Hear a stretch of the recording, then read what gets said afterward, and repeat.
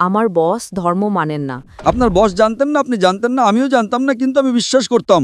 তিনি বলেছেন যদি এই প্রশ্নের উত্তর পান তবে হয়তো আমার নাম নিসা। আমি আরবি এবং কোরিয়ান ভাষার অনুবাদক। আমি ডক্টর জাকির নায়েককে একটি প্রশ্ন করতে চাই। আমার বস ধর্ম মানেন না, কিন্তু তিনি কিছু প্রশ্নগুলো আমাকে করেছেন। তিনি বলেছেন যদি এই প্রশ্নের উত্তর পান তবে হয়তো ইসলাম গ্রহণ করবেন। আমি উত্তর দিতে পারিনি, তাই ডাক্তার দয়া করে প্রশ্নটি শুনুন।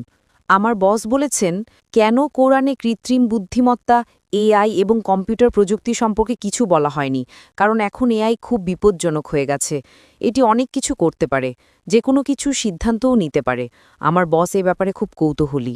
ধন্যবাদ। আপনার বসকে বলুন কোরআন কোনো সায়েন্সের বই নয়, SCIENCE। যদি কোরআন সায়েন্সের বই হতো তবে এটি বিশালাকারের হতো। এই যে ভবনটি দেখছেন এর ভেতরে যত বই রাখা সম্ভব সব বই মিলেও এর সমান হতো না। যদি কোরআন বিজ্ঞানের বই হতো আর এতে সব বৈজ্ঞানিক তথ্য উল্লেখ করা থাকতো, তাহলে কোরআন এতটা বিশাল হয়ে যেত যে আপনি কোনোদিনও তা পড়ে শেষ করতে পারতেন না। আপনি কি বুঝতে পারছেন? হ্যাঁ ডক্টর। কোরআন কোনো সায়েন্সের বই নয়। সায়েন্স, আপনি যদি জিজ্ঞাসা করেন কোরআনে কি লেখা আছে 2 আর 2 মিলে 4 হয়, না, কোরআন কোনো সায়েন্সের বই নয়, এটি নিদর্শনের বই, SIGNS। তাই আমাদের দেখতে হবে কোরআনে যা কিছু বলা হয়েছে তা যেন ভুল না হয়।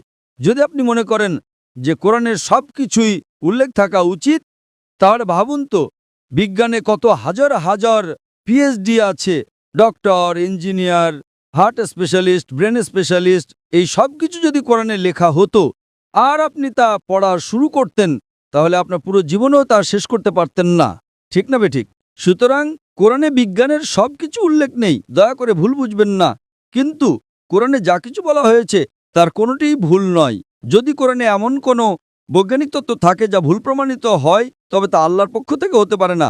আর যদি কোরআনে এমন কিছু বলা হয় যা বিজ্ঞান অনেক পরে, 200 বা 400 বছর পরে আবিষ্কার করেছে, তাহলে সেটাই মুজিজা। তাহলে প্রশ্ন হলো কোরআনে AI এর কথা বলা হয়নি কেন? কোরআনে এটা কেন থাকা উচিত? কোরআন কোনো বিজ্ঞানের বই নয়, কিন্তু আল্লাহ জানেন ভবিষ্যতে কি আসতে চলেছে। আমি আপনাকে ব্যাখ্যা করছি।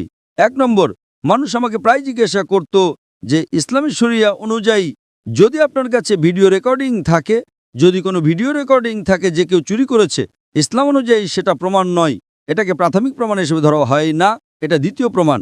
10 বছর বা 20 বছর আগে যে কোনো সাধারণ আদালতে যদি আপনি CCTV ফুটেজ দেখাতেন আর তাতে চোর ধরা পড়ত যে কেউ চুরি করছে, সেটাই যথেষ্ট ছিল। কিন্তু ইসলামে তা নয়, ইসলামে চোখের সাক্ষী প্রয়োজন।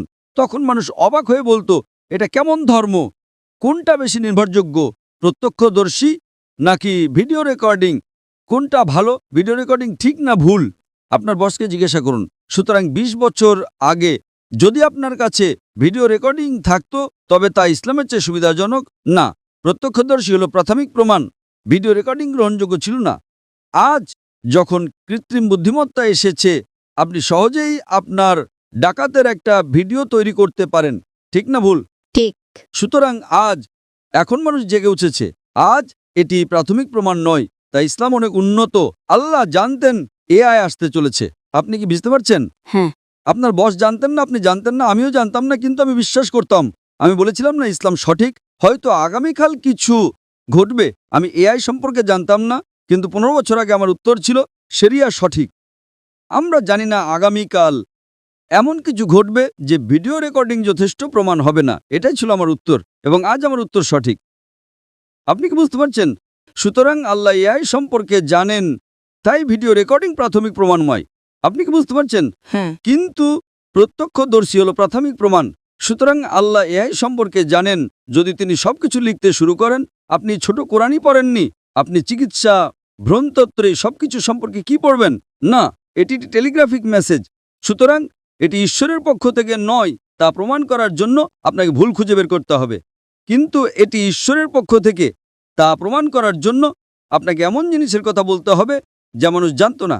আপনি কি বুঝতে পারছেন? একেই বলে অলৌকিকতা। কিন্তু এখানে সবকিছু উল্লেখ করা হয়নি। আশা করি এটি উত্তরটি পেয়েছেন। আপনাকে অনেক ধন্যবাদ ডক্টর।